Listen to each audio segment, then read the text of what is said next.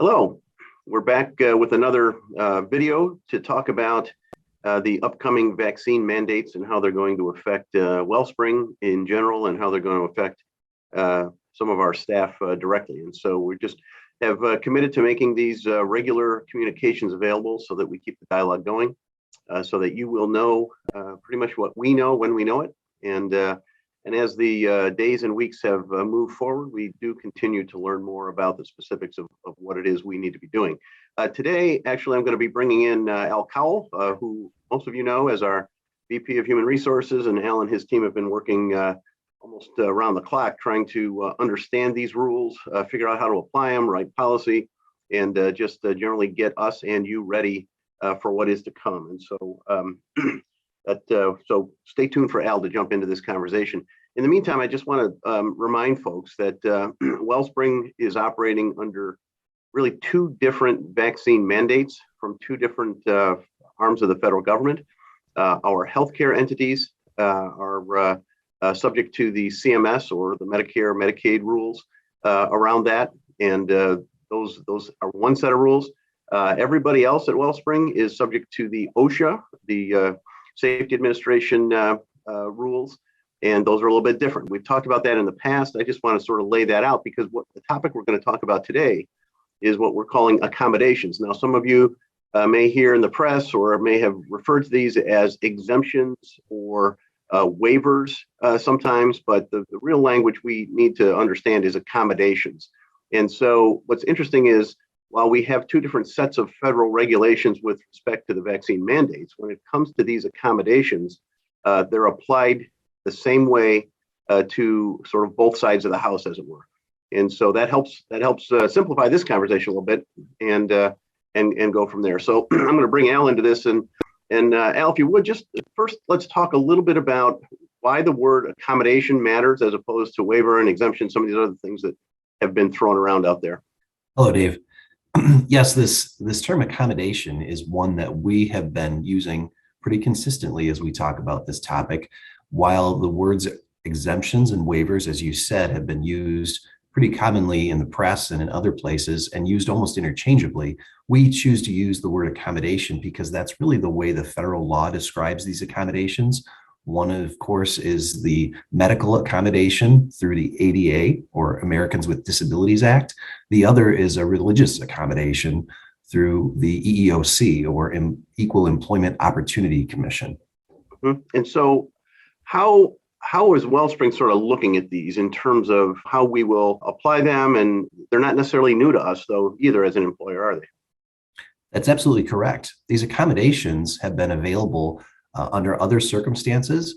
As an employer, all employers are subject to accommodations through the federal government through these regulations. And in this instance, with the CMS rules and the OSHA rules, these accommodations are still available for employees through these rules.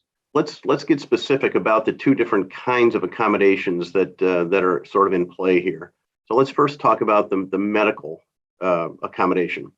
And what are some specifics folks ought to know about that? The medical accommodation is available for folks that have certain medical conditions that may preclude them from having the vaccination. That is something that a physician has to verify, and the accommodation request form that we've developed for this purpose spells that out so that folks know that they need to go to their physician to get documentation for their medical accommodation. For religious accommodation, that is a bit more broad. That really applies to anyone with any sort of strongly held religious belief. Certainly that has to be documented, again, through the form that we've developed.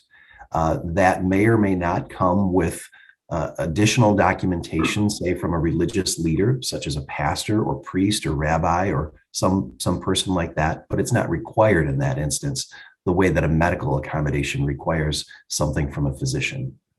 So let's assume that in the next several weeks, as this mandates roll forward and the dates start to sort of loom on the horizon here, let's assume that as an employer, Wellspring will be receiving certain requests for accommodations, right, from our staff. So what's the process for that? And both in terms of how one makes sort of an application for that, and then how that will be processed. So we are currently housing our vaccination accommodation request form on Wellspring U, right alongside the standard generic accommodation request form that we've always had there for other purposes. In this instance, we would really like people to use the specific form that's been developed for the vaccination accommodation. That form is both for medical as well as religious accommodations. So folks can go to Wellspring U to find that form under the HR resources. Simply complete that form. It's a 2-page form, so it's not terribly difficult. Get the additional documentation that may be required depending on which kind of accommodation the person is applying for, and then submit all of that information to HR. That's really the fastest and easiest way for this information to be received and to be reviewed. Someone could also submit it to their supervisor, and the supervisor could then submit it. And so once that's submitted, sort of what happens next? Great question. Our ideal is that those requests for accommodation will be reviewed by the committee that we've established for this purpose within about 48 hours. We are expecting an influx of these accommodation requests here in the beginning as the deadline approaches. So we may not be able to review every one of those requests within that 48-hour time frame, but that is our goal going forward, to get those reviewed as quickly as possible and to get a response back to people as quickly as possible. The sooner that someone completes that accommodation request form and gets it submitted, the more likely it'll be reviewed within that 48-hour time frame. So I think it's important also to note that as one may receive an accommodation, it does not mean that there wouldn't be other requirements placed upon that individual, right? Because as the employer, the essence of these rules is that we are required to do everything we can, including mandating vaccines in some cases, to keep people safe in the workplace and certainly safe in sort of the medical facilities.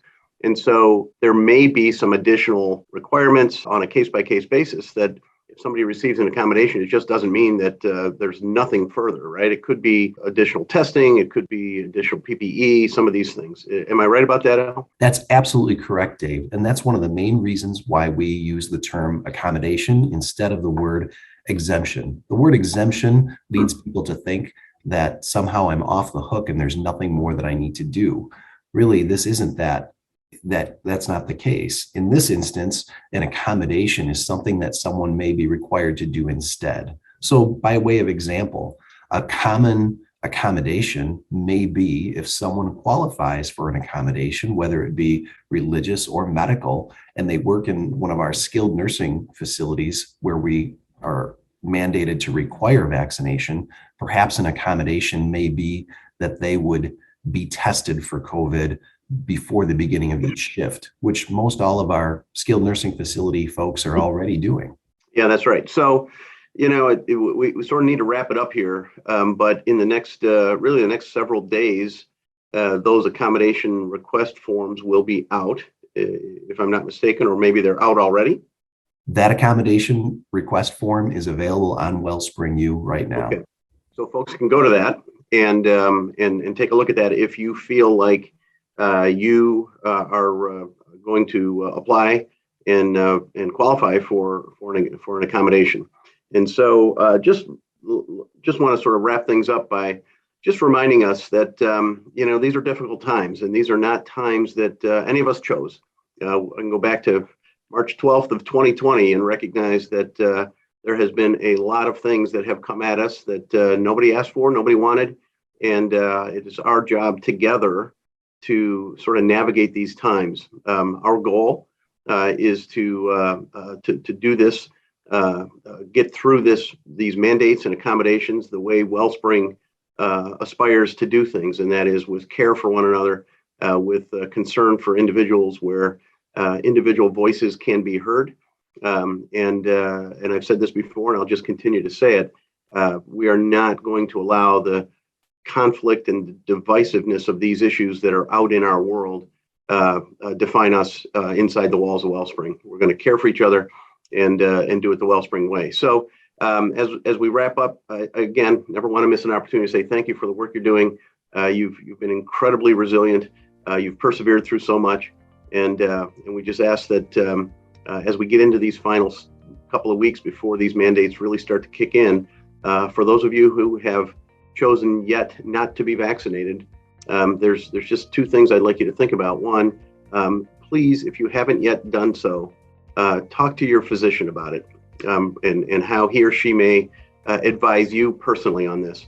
And second, while we may have mandates being handed to us, we just want to ask you to consider it. Don't rule it out completely until you've sort of explored it all, and just know that we need you, and we don't want to lose anybody going forward here. So thanks for listening. Thanks for all your work, and God bless.